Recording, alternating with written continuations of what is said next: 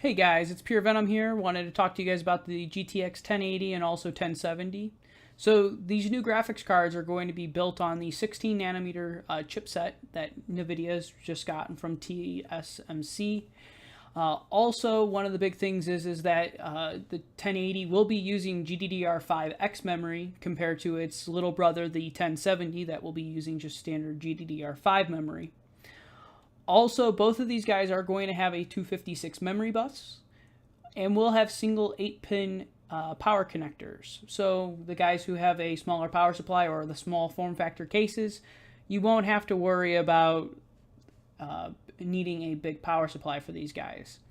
Also, you are going to get 3 display ports that are going to be 1.2, but compatible with firmware upgrades to 1.4. After that, you get HDMI 2.0B, which is going to support 4K at 60 hertz, and then you get DVI as your very last connector. Big thing is that these cards will be launching. The 1070 will launch June 10th at $379 for the MSRP. The Founder card will be for $449, and then the 1080 will launch May 27th. And that will be at $599, and then the Founder's card will be for $699. The big thing is with the Founder cards, it is a higher quality than what they've used to use for reference cards. So the big thing is that these cards are going to have better power delivery. Also, the new redesigned cooler that looks more like the Batmobile. Also, one of the other big things is that they are going to make a more statement when you're using them in SLI, since they are the blower design, because it will officially be a lot easier to blow the air out of it, of course. But that's going to be some of the big things that the Founder Edition is. It's not a specialty bin chip or anything like that where you don't have to worry about, oh, well, I have to buy the Founders Edition because you can get 2.1 gigahertz or whatever. No, it's just the standard reference board, nothing fancy, just with high quality components on there. Also, just so you guys do know, the GDDR5X versus the GDDR5, the memory bandwidth on the GDDR5 maximum frequency for data rates is going to be 8 gigs. GDDR5 is going to be 14 gigs. So the big thing is that if you push this across the 256 memory bus, you're looking at roughly about 448 gigabytes per second. So it's extremely fast. It's even faster than 980 Ti's memory controller itself. Also, one of the other big things is with GDDR5X, it is roughly about 70% and more energy efficient than GDDR5. Now, NVIDIA did show at the conference some major stuff. With one of the demos, they did have the GTX 1080 running at 2.1 gigahertz, and it was at a temperature of 67°C. So the big thing is that it's extremely cool. Also, it's got a hell of a lot of overhead for core clocks, especially on the overclocking capability. Because the core, out of the box, it supports, I think, 1603 or something like that, and turbos to like 17 and some change.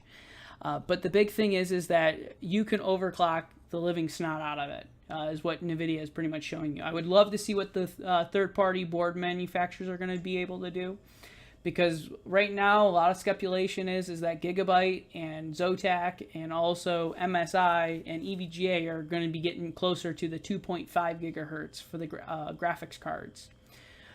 Now, they are using the reference design when they were using this demo, so the big thing is that 67C, that is ridiculous. I have a reference Titan, and I will tell you right now, that guy was always constantly at 84C.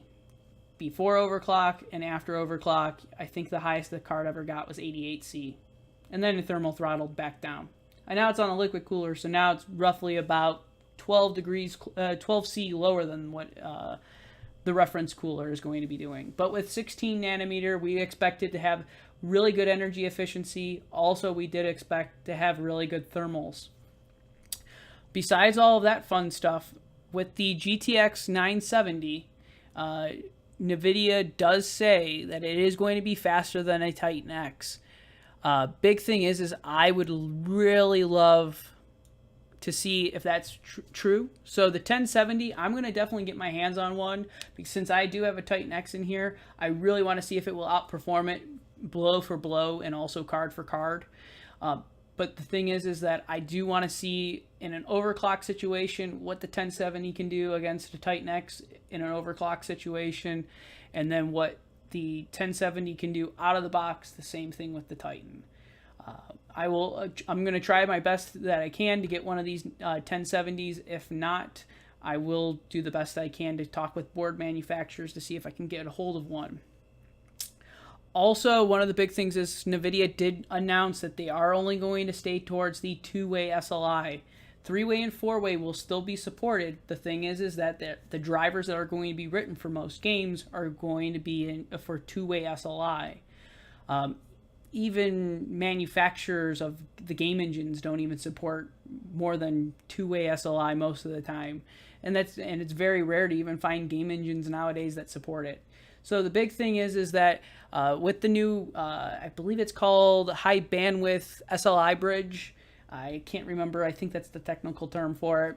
But we are seeing huge gains when in SLI now.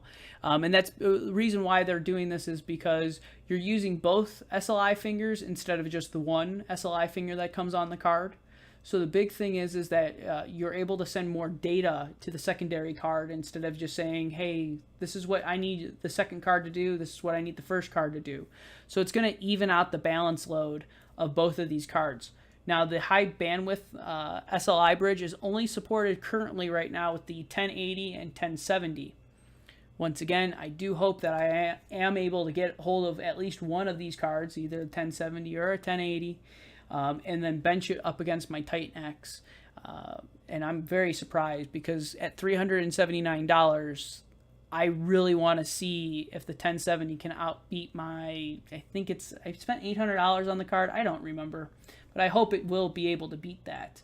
Now, one of the fun things is that NVIDIA did also go out there and say that the 1080 outperforms two 980s in SLI. So it would physically put it as the fastest card on the totem pole. Big thing is that in SLI, like I was saying before, most games aren't supporting it. Synthetic benchmarks don't support it very well. So I really want to see in real life scenario if it's truly faster than two 980 Ti's. In performance wise, one of them is going to blow away a Titan X. I can easily figure that. I can easily do the math on that one. But the thing is what I really want to see is if it's true that if I go and say I have SLI 980s or 980 Ti's, that a single 1080 will outperform it. I hope it does, because NVIDIA made a very big claim on this, and they talked about it with very intensive things on Pascal. And also, I really hope that things do come their way when it comes to these 1070s and 1080s with all the new architecture that they're going to be bringing out, with the new VR, I think it's GameWorks, and then also with all of the new features that they are throwing together for game and board manufacturers. It looks really cool. If you guys do have any questions or concerns, please throw them down below. I'll try to explain it to the best of my ability. But this is the basic information right now with the 1080s and 1070s. So I hope you guys have a great one and enjoyed the video. Also, I will be getting more videos out now since I am out of school. But you guys have a great one. Later.